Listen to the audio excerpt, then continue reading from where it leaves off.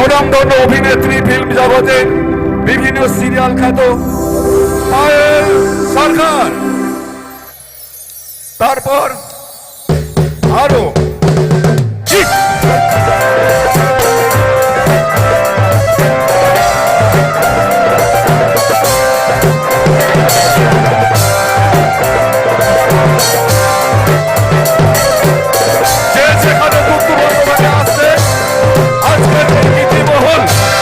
অনুষ্ঠান শুরু হয়ে গেছে। সুন্দর মূর্ছনা